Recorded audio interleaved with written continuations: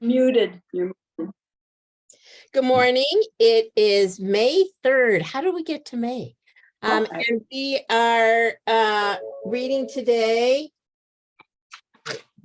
dedicated to where's my Heaven is Full of Windows by Steve Stern.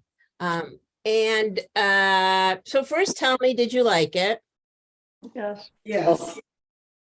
I thought it was very poignant. And I want to talk a little bit about the author. This is what he looks like. He's 75. Liking the Triangle Shirtwaist Factory Fire. Yeah, right. Yeah. And there he is. And he's written some other books. Oh, here comes Joyce. And actually, Terry, who couldn't be here, I have a little something to read from her later on. And the thing that I wanted to say straight up at the beginning, and then I want to show some pictures, is he never says the Triangle Shirtwaist Factory Fire. Right. And immediately I knew, as soon as I started reading, I knew immediately what it was. Then I decided to I polled my family and I asked my 27-year-old, I said, have you heard of the Triangle Shirtwaist Factory Fire? He said, yes. And I asked Arthur and he said, what? I said, you know, the fire where all the girls were he goes, oh yes, I didn't realize it was the Triangle Shirtwaist Factory. To which I said, honey, you know, when we went to New York, we went by it because, you know, I had an interest. And this is it over here to the right. It's still there. And this is them trying to put the fire out. Yeah. Yeah. They didn't have ladders that were tall enough. Exactly. And the doors were all They're bad. locked. They were on the 9th floor. They were on the 9th floor. It couldn't reach. The water couldn't reach. Yeah. It's really, oh, that's yeah, it is just absolutely heartbreaking. Well, it became iconic because it changed the laws. From there on in, the doors all had to go out. Yes, you are correct. Yeah, and then they got taller ladders and all different kinds of things. So, so this was kind of the. And they were able to form a union, which was unique. Yes. Sometimes I walk into a store and or whatever, and I make sure that sometimes the doors don't go in and go out. And I just am very cognizant of that, about the doors having to go out. So if you need to go to fire, sometimes it's the opposite. Sometimes stores do have the opposite. And I'm aware of it just because of that. Yeah, Beverly. Well, I also thought I thought about the church where the little girls were burned. Oh, Holy Angels. And I thought about 9/11. Yeah. And so this, and I don't think I've ever read a story about a fire before. And so it was very powerful, very short, very powerful, and brought up all these other things. Yeah. Judy. I, in my former life, was a photo researcher, and I worked on this book. And I looked at 3,000 photos, 4,000 photos to determine what to put in this book, and it was for children. So I had to be very careful. This story brought back the emotion of this. I remember I had to divide up my researchers under me because they got too emotional. Very much like 9/11, when we did 5 books on it, and we had to contact Europe because they didn't allow the pictures of the people jumping here in the US. It's a very emotional thing. And for me, not only words, but images. It's the images that are heartbreaking. And then the stories that came out afterwards, the history of what evolved from it and how they portrayed these women. So I two things. I was impressed that a man wrote this, Oh, trying to elicit emotion for a woman. And then it brought back so many memories of doing the research that I found it took forever for me to read this story. and it was so short. Oh, no, you're frozen. Judy's frozen. Oh, Do your last sentence because you froze at the end. I just, it was so emotional for me. I had a really hard time getting through it. I had to read it a couple of times, even though it was short. This is a very emotional topic, and not unlike the camps and the stories that involve that. This story is a tragedy on many levels, and I was affected by it. Oh, thank you. We have Alice, Izzy, Susan, and then Elaine. Yeah, I'm going on what Judy just said. Before I read it, I said, oh, 3 pages, it's going to be easy peasy. And then I have to say, it was hard for me to finish because it was so emotional for me. So I said, oh, I'm glad this was only 3 pages because I wasn't sure I could keep going. And I think part of that was what a magnificent job he did in the images. I mean, that's what I think was so wonderful about the stories. You could unfortunately just imagine what these women were going through. His visual, his visual images, as well as the sound, and yeah, all of the above, everything. I thought it was a really, really well done story. What he packed into 3 pages is amazing. I just want to say one more thing, and then I'll let everybody else go. So I looked up what the duties of the heart was. And so it was from the medieval times. And it was just about, how I guess Jewish people should live their lives. And it just was so poignant because, she wasn't able, to live out the life that she had read about. Yeah. And she was so self-reflective. Okay, I'm going to go to Izzy, Susan, Elaine, and then Abby. When I read this story, I mean, I knew immediately it was the Triangle Shirtwaist Factory, but what she evoked, or he evoked in those 3 pages, I felt like I was in the fire. I have never felt something so like the flames were creeping up on me. But I have to tell you, after that, I looked up all about the Triangle Shirtwaist Factory, and I read what I just kept reading. And there were children in there that were 14 to 24. And 100 and I don't know, you probably all know this, but 123 women and girls and 23 men. And the 2 owners, were Jewish, and they had had 4 fires beforehand. And they one of them went on to have, and then they got insurance money. Did you know this? Yeah. The lie about the price. The lie about the price, and that they got, I don't know, because I came in, I couldn't get connected.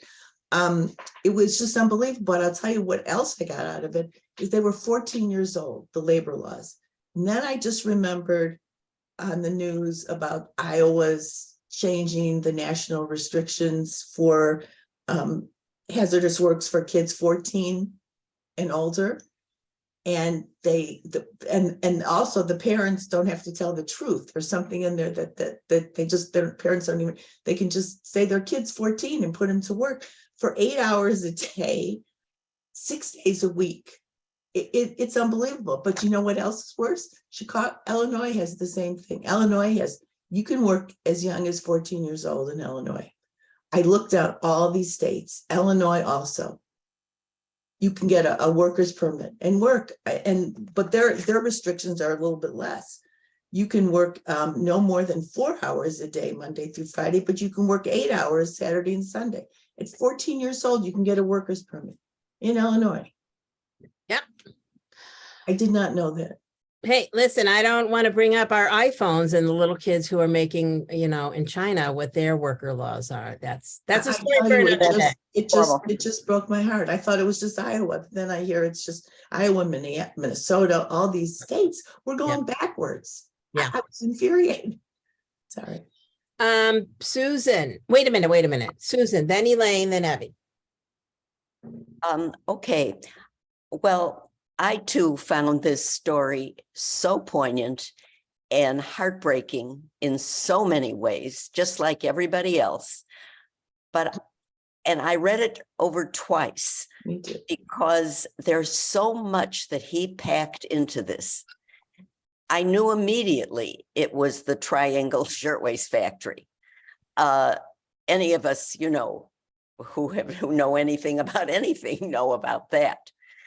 But he packed so much else into it, so much Jewish history of the suffering that our people have done through, and why they had to leave Europe. And it just went on. I thought about the Holocaust while I was reading this. I thought about, and then to me, the beauty of it was how he had this Gussie, his main character, imagine in her last moments of life, to imagine what her whole life should have been and could have been had it not been for this fire. And I thought that ending was so beautiful. They did find a couple. Even though she was dead, this couple, she had this imagination to take her forward that I thought he did a beautiful job with that. I was really impressed with this author. Agreed. Okay, I have Elaine, Abby, Lynn, and then Judy. Okay, if you think about it, of course, we all knew what it was. I remember as a child hearing about this. And when you went to take the tenement tour, which I'm sure we've all taken in New York, you walk by it. But we have to remember how cheap life was in that era and how much maybe we haven't progressed as much as we think we have because of the laws in Illinois and the kids working in the meat packing in Minnesota or wherever in the hell it is. So, we can say it was poignant, but there are lots of places like this in the world. And it was extremely sad. And I mean, life at that point, everyone was crowded into the tenements and life was cheap. And maybe it hasn't gotten that much better. Maybe in our world it has. So it is very poignant. All good points, Elaine, all good points. I'm going to try to bring up the Tenement Museum. I have Evie.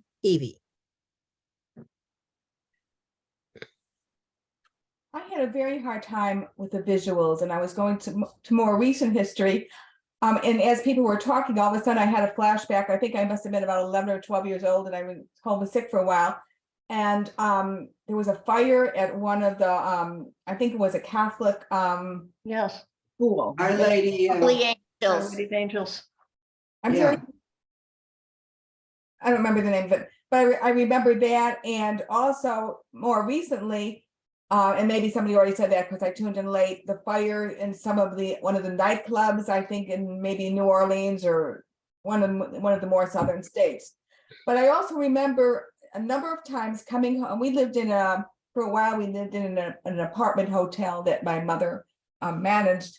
And a couple of times I remember walking home from school or from the bus stop and seeing the firemen or the police with those things where people jump out of the window. And that right away, I just remember that. Neither of those were fire related. I think some other tragedy, which I don't know. And when you don't know the nature of the tragedy, all kinds of things go through your mind. But I just found this visually a very, very difficult story to read. Yeah, Yeah. The best part, and I hate to say that, to me, the best part was the fact that it was so short and I was relieved when it was Yeah. over. Yeah, it seems that that's the consensus. Absolutely. Lynn, and I'm going to unmute you. I really don't know even where to begin on this story. To me, it was a naturalistic, nihilistic story. She was so tired and so paralyzed by her life in the past and her victimization that really she had given up before she started. She could do nothing in this. And the tragedy of the story is focused on her, that if you see yourself as a victim and become paralyzed, you have no agency. You have no will to survive. And if you see what happens to her, I mean, what she most bemoans is she has no legacy to leave behind. And at the end, I hate to disagree about the optimistic ending. At the ending, her picture of what her life would be like with this guy is horrendous. Horrible. So her picture of what her life will be like, and the picture of what her life is like, that when she jumps, it's the first time she has a choice of what she can do with her life. Isn't that a tragedy? That you have the ability to kill yourself. So to me, this was unrelenting. I don't even know what to say. Unrelenting. You could say realism, despair. I think naturalism it's more than realism, Vanessa, because in naturalism, you are the victim of forces beyond your control. She was a victim of, in realism, you have a chance. Yeah. I mean, they're good and they're bad. In naturalism, the forces here are, in the Holocaust, that conflict, that fire, she had no way to get out of that. This fire, with the doors locked, they're trapped. She asked at the end, what have I got? That question, what have I got? What's, if I add up my life, what have I got? And you know what she has? She carried that guy with her out the window. Yeah. She kissed the guy and jumped from the window. Other horrific images. I mean, these people, the women who dived into the elevator shaft because they missed the elevator. I mean, the horrific images. I thought the story was so well written. I mean, the pictures the fire as a ferocious animal with his jaw-toothed animal, the dragon's teeth.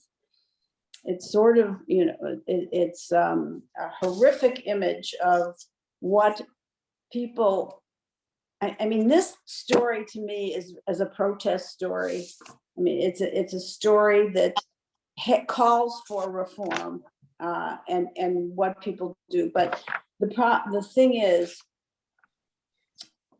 when all is said and done, when we're all facing that death, and we say, what do we have? What do I have? And we have to say more than ashes, more than a fire, more than she doesn't even have God. She doesn't even have God. She says pooey on God. So to me, it was total negation of everything. I didn't see hope in here at all. Yeah. Judy, then Alice, then Merle. Okay, I think this guy's a fabulous writer. I think we all agree he's a fabulous writer. So everyone explain, why does he say it's a match made in heaven? I didn't understand that. I didn't understand what point he was trying to make or where he was trying to go with that. So help me. I thought that was sarcasm. I did too. Yeah. No. Match and fire, Evie. Oh God, that is excellent. I never thought about that. I have Alice, then Merle. Yeah, this is kind of a response to you, Lynn. I understand it was negative. There wasn't any hope really.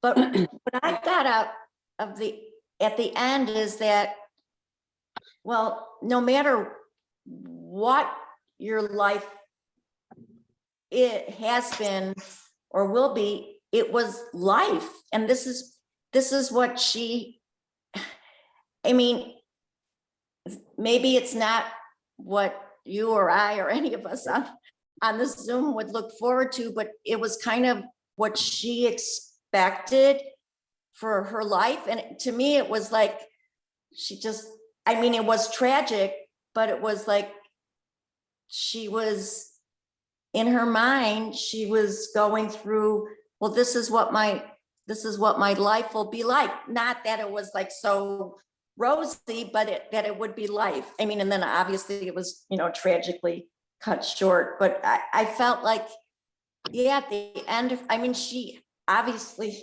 knew it was going to be the end of her life, but I don't know. It was just, it just spoke to me that she had not something to look forward to, but it's hard for me to express, but that she had something in her background that had we have Merle, then Susan, then Ellen, then Joyce. Okay, I saw this very differently. I saw this as a love story. And what I read about the author is that he has a whole history of writing love stories in unlikely places, and that he has this irreverent mindset to do something like this. This girl, instead of seeing her whole life pass before her as she died, that is the life she had already lived, her past, what she saw for that moment after she kissed him and they jumped out, was she saw a moment of a future. So she dies with this happy thought at the moment. And what I also read, like Izzy, I looked it up. There were 146 deaths, but there were also 78 people who survived. So at first I thought, oh, maybe she's going to survive. But no, she didn't. But it was like people who fell in love in a concentration camp and survived and made it out. There are stories like that. And I think he was trying to show that even though she died, which was so tragic, her last moment was this moment of romance. So I saw this as a kind of romantic story rather than just the tragedy of the fire, because the tragedy of the fire was, it was totally preventable. They had locked the doors to make sure that workers didn't go out for a smoke or a snack or just sneak out. It's horrible. But there was this moment of happiness for this girl when she kissed the guy and they held hands and jumped out together. So I saw the stories of romance. Well, listen, it's making us think about it. I have Susan, Ellen, Joyce, and then Lynn. Susan, go ahead. Well, as I said before, I saw it more the way Merle did.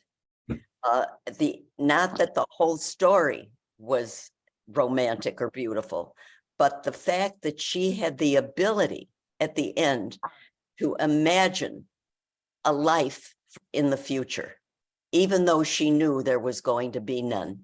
But to me, it was beautiful that she could go on, jump out a window with a man that she could imagine having a life with. And I thought that ending was, in a way, kind of lovely, even though we knew she was going to die. But she was dying in her mind, in a happy way. Fascinating. That's kind of how I saw it. Okay. Giving us more hope on that. Ellen, go ahead. Can you hear me? Because I don't know that Yeah, okay. we can hear Good. you. Okay, it's great to be with you. I don't know what's with my computer. Anyway, I'll work with Vanessa on getting the Zoom back. I have another Zoom this afternoon, so I hope I can get on. At any rate, I kind of agree with what Merle and Susan just said, because I read it the first time And it's just, you know, you at the very end, you went, oh my God, she decided to kiss him back and jump with him. And, you know, the question is, and I think I know the answer, did they all know they were going to their deaths? I mean, you can, if there's Yes. fire, and I agree with what Lynn said about the way he describes the fire is unbelievable. The colors and there's a word for that when it becomes whatever, when it becomes live, you know, the animals and whatever that he saw. But then when I read it again, it was so hard to get to the end because you know what's going to happen. And, you know, and of course, we all knew about this fire, but I knew that there were some people that were saved. So of course I was hoping that she was saved. But the second time I read it and I knew that it was what was going to happen, I think I appreciated the writing even more. And I don't know that I would call it romantic or a love story, but it was certainly a way to go out and grab what she knew she was never going to have in her life. I mean, she was, you know, this young woman who had really nothing, a mother that had died too early and a father who was not doing well, and her brother, you know, that everything in her life is not where it should have been. So I don't know. I did like the story. I just wanted to say thank you, Vanessa, for sending me the tape of the last one that I missed, which I'm sure I felt like all of you when I read it. Oh my God, what is this? And as usual, it was a great discussion. I can't say it made me like the story any better. All right. I'm okay with that. Okay. All right. Joyce, let me unmute you. There, go ahead, Joyce. I totally agree with everybody. Gussie knew she was gonna die, and I love the line in here. Plain Gussie Pankin, born to be a spinster, dried up and unstooped at 23. Oh, yeah, I love that, right? Unstooped. Yeah, I just cracked up. And I think about Blazing Saddles and the prostitute, Madeline Kahn, may she rest in peace. Her name is Lucy Van Stoop. And I remember my parents laughing, and I'm like, what are you laughing at? Because I didn't know what Stoop was when it came out. I was way younger. And so every time I hear that Stoop, that's what I think about. But she's so self-reflective. yes, but Yes. but to be able to go to her death, holding hands, and to be romantic. Okay, she knew it was all a fantasy and everything, but not to go in fear, but to go with a glimmer of Alice, I know you were struggling for a word. Yeah, yeah. I don't know if it was hope or whatever, but it was, I thought it was to be in such a situation, but to be able to go to your death,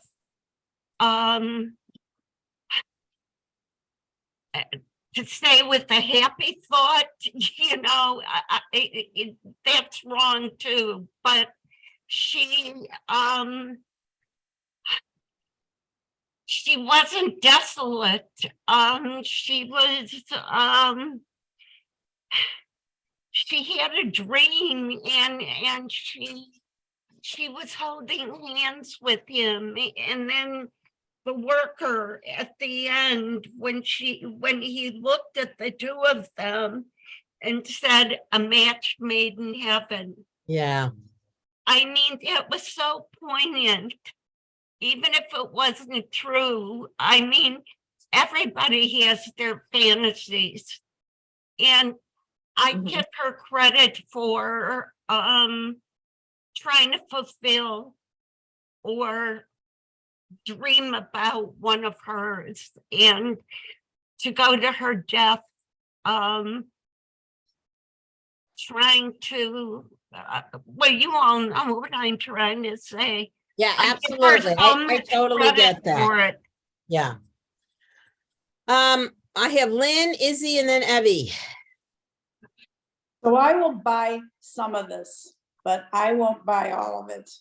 My feeling is that she didn't have these dreams. When he kissed her, she had that dream. She didn't have any thought about this guy before. This is an illusion. Heaven is an illusion. These are her illusions. And I think the only thing that really made her happy was the last line of that paragraph, that she left from the bridge without the help of anyone on earth, that for the first time in her life, she had will, she had agency, she had choice, and she made that choice. And the guy, now they could have left it, the writer could have left it at that, but notice, and I kept looking at the next page. Ellen, I was going to call you to see if they hadn't printed my last page here, which is, what do you see on that last page? Oh, yeah, I know what you mean. Yeah, what do you see on that last page? Nothing but the, yeah. Nothing except that, and he talks about, the cop says her Google eyes and crooked mouth. So he's pointing out that maybe she wasn't very attractive. Holding hands with the dark-haired lad, that's her illusion, that, you know, and observed ironically to his mate, a match made in heaven. You know, those illusions that we have. I think her whole life she pictured herself as a victim. This last page here, and I agree with you, this is what, look at, I mean, if you have a dream, if you have this, which isn't a reality, opposite of reality, she sighed, and to me that's resignation. She sighed, this is the last page. She sighed as well at the dingy hall they would rent for their wedding, the tallest shop that would open on Orchard Street and later set fire to for the insurance, the hungry baby mauling her breast and the dim one lolling underfoot on the greasy floorboards, the extra weight she put on fore and aft that added to her burden, the shoes she had to cut slits into to relieve the pressure on her bunions, the silver hairs that would come to signify this frustration and that disappointment, and the joy, surely there would be a little joy that she had survived. That's important. Yeah. That she had survived. I mean, that is her legacy to herself, that she had survived all of this. Yeah. Look at the images in there. I mean, those images. That's a whole life, and he did it in 2 sentences. I know. However, at the end, she leapt without I felt joy in those last 5 or 6 words, without the help of anyone on earth. Okay. That she was able to make choice. And isn't that what democracy is all about? Isn't that what our lives are all about? That we're given the agency to make our own lives and not feel victimized? And all the protests that we see around the world are because people feel victimized, that they have no choice, that they feel trapped. This is sort of like a microcosm of people who are under the thumb of people, of others who won't let them make their own choices. So I agree that, okay, she has this guy and she has him by the hand, but I don't know, I still don't, I don't feel this as a, Merle, I'm sorry, I don't see this as a romance story. That's okay. That's Yeah. okay. All right, we have Izzy, then Evie, then Ellen, then Alice. Izzy, go ahead. The last, Lynn, I was going to just talk about exactly what you were talking about. That last paragraph did me in. She was talking about her future life and all the things she was saying, you know, having to cut holes for her bunions and all the things you just mentioned were a horrible life that she was going to have. A horrible life. And she said, sure, there would be a little joy. Maybe, I mean, to me. And I think she had no choice but to jump, because that's what either or would have been bad. I don't think that she would have had a joy in her life. Had she married this guy, I think she would have been suffering. This guy. in all kinds of ways, and jumping, she'd be suffering. And then I think ironically, A Match Made in Heaven was just a terrible joke, a terrible, I took it as like a shanda, somebody saying that, A Match Made in Heaven. They didn't know each other. I mean, they're just lying there. And I thought that was horrific, A Match Made in Heaven. Yeah, Because I thought there was some, it yeah. was like our ironic. Sarcasm. It was to me not a love story. She didn't know this guy, and she's picturing if she did marry somebody like this, what a hell of a life, some suffering. They have to set fire to the insurance store for money. Da da da da. I don't know, and set fire to their store for insurance. So I thought it was that she had little choice. That one was just almost as bad as the other. Yeah, yeah. Okay, I have Evie, then Alice, then Merle. Wait a minute, then Ellen, Alice, Merle, and Joyce. And Elaine. And Elaine. Thank you, Lynn. Okay, every part of this conversation is just bringing up more images to me that my head is exploding, and probably not in any kind of order. I don't know if explosions are in order, but whatever. But I was thinking about dreams, and sometimes we wake up from a nightmare and it's awful, awful, awful. And then other times we can have some of the same scenario, but wake up with a different thought about a dream, a different resolution, or a different glimmer of hope. And in terms of, I just had a vision right now when I think Izzy was talking about the hole for the bunny, which I can sort of unfortunately relate to. You know, that might be a good idea, but sometimes a little bit of joy might be enough. If you don't compare it to somebody else's joy, just that little bit might be enough to give you that, no pun intended, but that spark to go forward. But just the interpretation of dreams, of which I don't know very much at all, and so I don't know. But I have had the experience of having the same scenario with a different resolution and changing my demeanor completely. But the other thing that I was thinking about is sometimes a fire, like an arson type of fire, is so impersonal because you don't know who the victims are. But if it's something that's intentionally set, that's not personal, because that might be for your benefit. And I just have a recollection of, unfortunately, a family that I knew that was very, very wealthy. And there was a fire set. There was a fire. It was New Year's Day weekend. I don't remember, in the late 50s or whatever. And I remember hearing that it was arson. I didn't even know what the word arson was. And then when I realized later what arson was, and I just couldn't get the image of the increased whatever of this family after the case, and it's kind of lesson horror in my mind, and I don't want that. But it just the term of the fact that something could be premeditated, and yet the victims are, you don't even know who they are. Yeah. All these random thoughts. Yes, thank you. Okay, Alan, Alice, Merle, Joyce, and Elaine. Okay, my question, it's really a question. When she jumps with him, or he jumps with her, I should say, out the window, isn't this the same guy that's been helping everybody else go down? What made him jump with her? He didn't jump with anyone else. Maybe Just the because fact she that she kissed him. Yeah, I know she kissed him, so that's what we think. It was just the kiss that made him go out the window with her. I also thought that the fire escape that they were standing on just collapsed with the weight of at that all the point. people. Oh, But they were okay. on Well, the that win- may be, because that makes more sense. It was just kind, I mean, Yeah. the whole thing, that part, you know, I kind of agree that it's not a romance, but it's kind of it's fantastical, if that's such a word, you know, in the sense that of what happens at the end. But it makes for a great, I mean, it did make for a great story. I don't know. Okay, I just wanted to clarify that question. She All right. grabbed his hand. She Yeah. grabbed his hand and pulled him with her.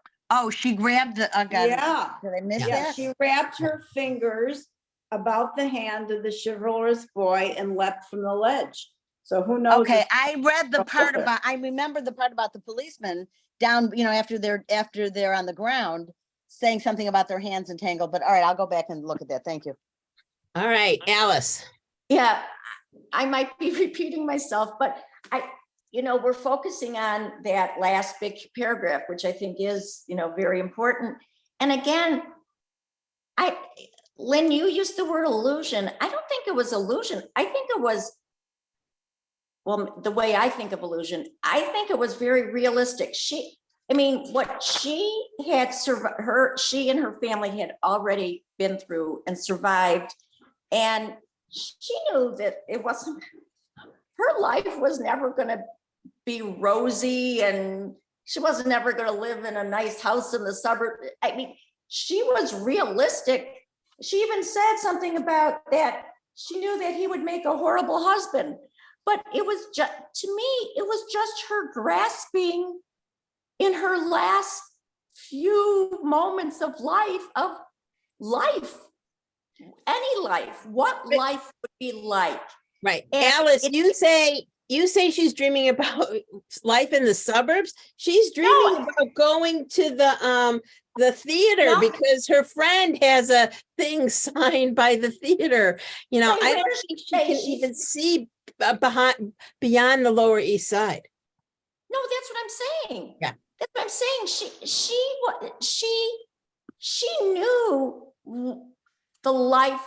If she had lived, she knew the life that was going to be there. She didn't have many choices. It says that, all that line that we all say, she was born to be a spinster. Well, maybe she was never even going to marry. So she was dreaming about, it seems to me that people kept saying to her, because she was 23, oh my gosh, that she was never going to marry.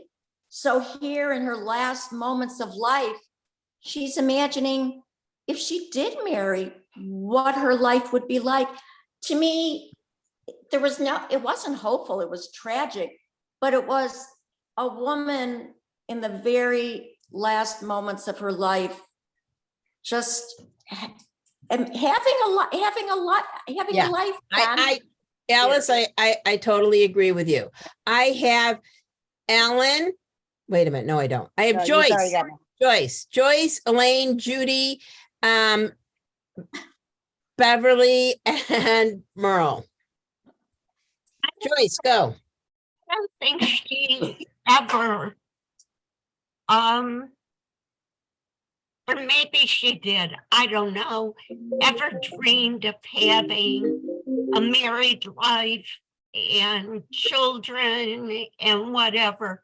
I think she was just going along thinking that she was going to be a spinster forever and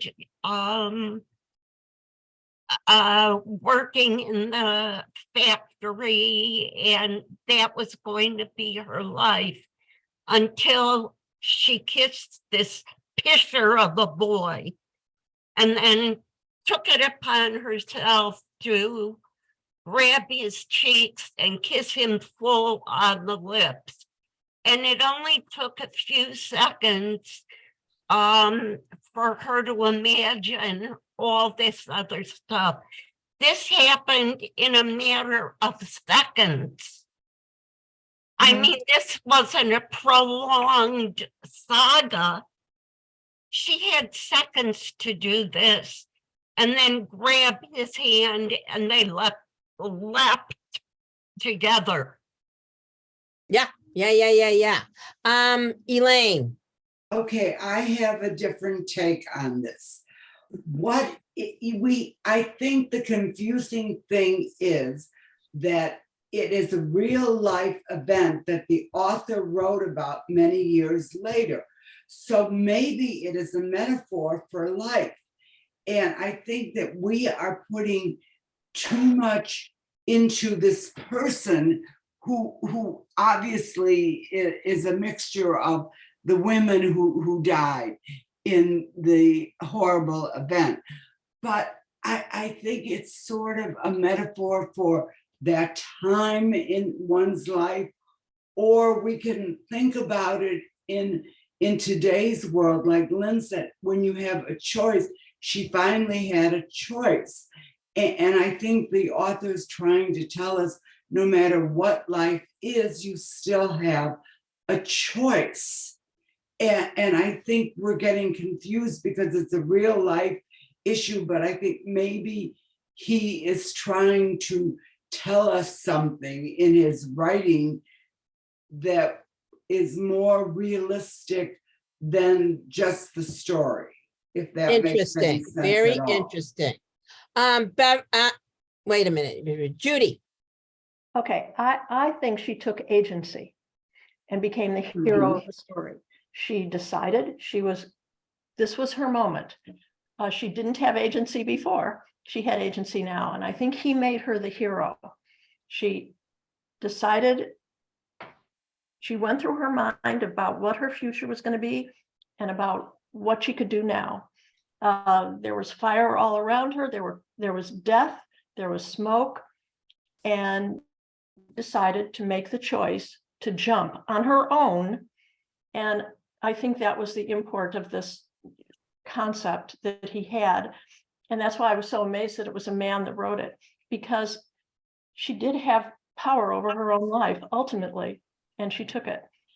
That's why I objected.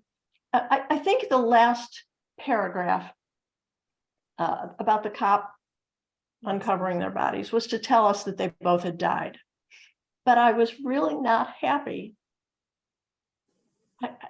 I would have liked something better. I like the idea of the match being the fire, but I was so proud that she took initiative ultimately and had the power to do that. And he had made her a hero in all of this mess. And he reduced it at the end to something less. So I was not happy with that. All right, all right.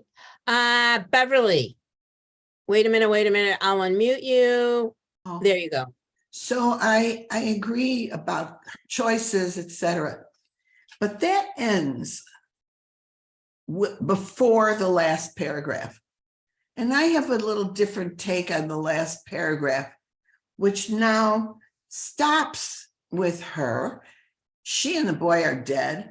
And now you have the policeman being really kind of callous and unfeeling. And I think that the writing is telling us something about people's reactions, because her life and all that romantic things that we're talking about, that's finished. That ends. But when the cop is uncovering the broken bodies and looks at him and says, oh, I mean, there's another way to say it, a match made in heaven, without really feeling.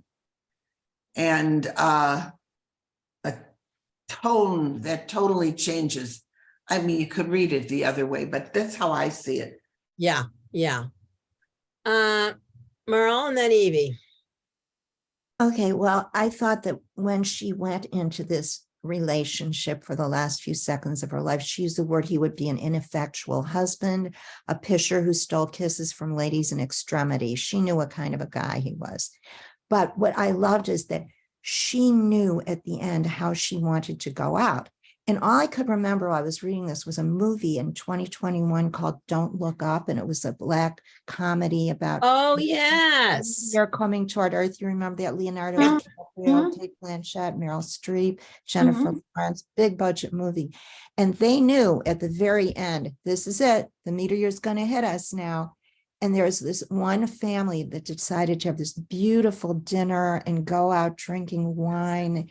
And they wanted to make that last moment when they went out about love and family and joy. And that's what she was like, that last moment. How many of us have a choice as we're going out, how we're going to go or what we're going to think about? Some people just die in an accident and it's all over in a second. But some people know this is the moment it's going to happen. What am I going to think about? And she chose to think about love and the future and, realistically knowing he would have been a bad husband, a little pisherky, but so what? She was going to do that if she had lived. So I thought it was a very, a wonderful ending about how do you want to go out? And as far as the policeman, the title of this movie is heaven is full of windows. And they met in this place that was full of windows. And that's how they got out. So I thought there was a little connection between that. But I really thought the ending was a choice of how do you want to go out? Fascinating. Evie and then Lynn and then Izzy. Yes, I saw the agency as, and maybe it's the same definition of self-permission, that she gave herself for the first time permission to make some kind of a choice, as opposed to waiting for things to happen, where somehow she allowed herself to take the initiative in terms of whatever her ending was going to be there. Right. I mean, there wasn't much of a choice, but to take some direction which she was unable to do previously. Okay. Yeah. Wait a minute. Lynn. I think her choice, when all is said and done, is she'd rather die than live with that life, that image she has at the end of what her life would be like. I have a total different spin on this. No. I do. I think she would rather have died with her own, having had her own will and own choice. This was the first time that she could have any choice. It's a very to me, it's a very pessimistic interpretation of this, but I agree. everything that came before this, she can't think that this is a life that would, in all her suffering, if the future is all this suffering, No. what does she have to live for? That's my interpretation. Yeah. Very pessimistic. Izzy. I don't think she had a choice. Mm-mm. She was burning up and she Yeah. was by the window and this guy was kissing everybody on the cheek and, throwing him down. To me, there was no choice. She had no choices in her life from the very beginning. And I don't think it was a choice at the end. I mean, she could have stayed there and burned up alive. I think that if she jumped, she thought maybe she'd have a chance. But the point was, I think there were no choices in her life. Nothing was going to be good. And this was the best way out because she would burn up, and feel more pain than jumping. So yeah. Merle, 1 second. 2 thoughts that have keep floating in my head. One is I keep thinking about Ta-Nehisi Coates' Between the World and Me.